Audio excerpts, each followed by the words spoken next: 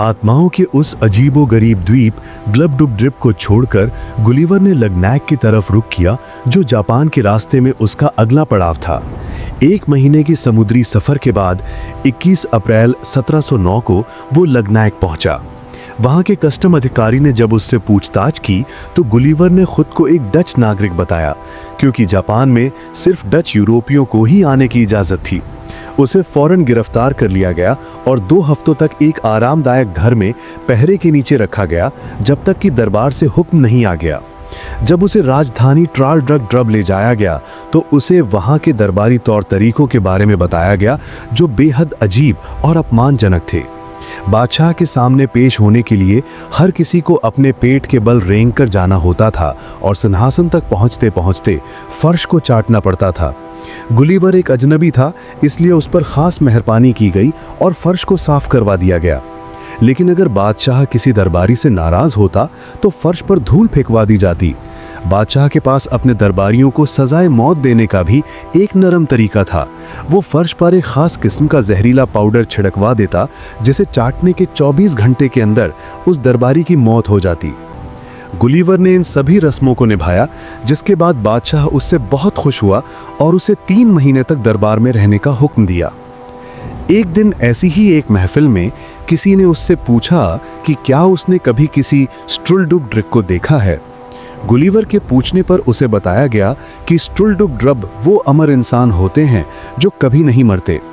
इस देश में कभी कभी ऐसे बच्चे पैदा होते हैं जिनके माथे पर बाईं भौं के ऊपर एक लाल गोलाकार निशान होता है। ये निशान इस बात का पक्का सबूत होता है कि वो बच्चा कभी नहीं मरेगा। वक्त के साथ ही निशान अपना रंग बदलता है। 12 साल में हरा, 25 में नीला और 45 साल की उम्र में कोयले जैसा काला हो जाता है। ये सुनकर गुलिवर खुशी से पागल हो गया। उसने कहा, कितना खुशकिस्मत है ये देश, जहाँ के लोगों को हमेशा जिंदा रहने का मौका मिलता है। जब लोगों ने उससे पूछा कि अगर वो एक स्ट्रुल्डुबड्रिप होता तो अपनी अनंत जिंदगी कैसे गुजारता, तो गुलिवर ने बड़े जोश से अपनी योजना बताई। उसने कहा कि वो पहले 200 साल लगाकर दुनिया का सबसे अमीर आदमी बनता, फिर वो हर तरह का ज्ञान हासिल करके सबसे बड़ा विद्वान बनता। वो इतिहास की हर घटना को लिखकर ताकि आने वाली पीढ़ियां उससे सीख सकें। उसकी बातें सुनकर वहां मौजूद सभी लोग हंसने लगे। जिस आदमी ने उसे स्ट्रुल्डुबड्रिप के बारे में बताया था, उसने बड़े अफसोस के साथ गुलिवर की गलतफहमी दूर की। उसने बताया कि अमरता का सच उतना खूबसूरत नहीं जितना गुलिवर सोच रहा था। स्ट्रुल्डुबड्रिप सिर्फ 30 साल की उम्र तक आम इंसानों की तरह जीते हैं। उसके बाद वे उदास और निराश रहने लगते हैं। 80 साल की उम्र तक पहुंचते पहुंचते उनमें बुढ़ापे की सारी कमजोरियों के साथ साथ कभी न मरने का खौफ भी शामिल हो जाता है। वे चिड़चिड़े, लालची, घमंडी हो जाते हैं। वे किसी से दोस्ती नहीं कर सकते, ना ही अपने बच्चों या पोता पोतियों से कोई प्यार महसूस करते हैं। वे जवानों की खुशियों से जलते हैं और जब किसी की मौत होती है तो इस बात का मातम मनाते हैं कि दूसरे तो आराम की मंजिल पर पहुंच गए, पर उन्हें यहीं तड़पना है। उनकी यादाश्त इतनी कमज़ोर हो जाती है कि उन्हें सिर्फ अपनी जवानी की कुछ टूटी फूटी बातें ही याद रहती हैं।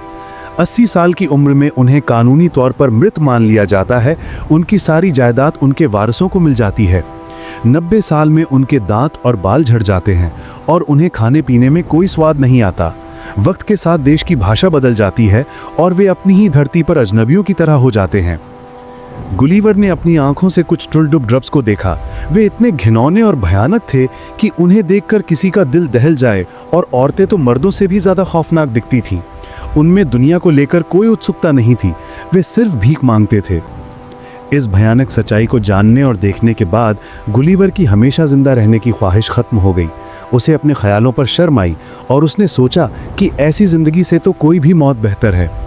बादशाह ने जब ये सुना तो उसका मजाक उड़ाते हुए कहा कि उसे कुछ स्ट्रुल्डुबड्रिप अपने देश ले जाने चाहिए ताकि वहाँ के लोग मौत से डरना छोड़ दें। अगर आपको वीडियो पसंद आया हो तो लाइक करें, दोस्तों के साथ शेयर करें और चैनल को सब्सक्राइब करना ना भूलें। मिलते हैं अगले वीडियो में। Stay safe.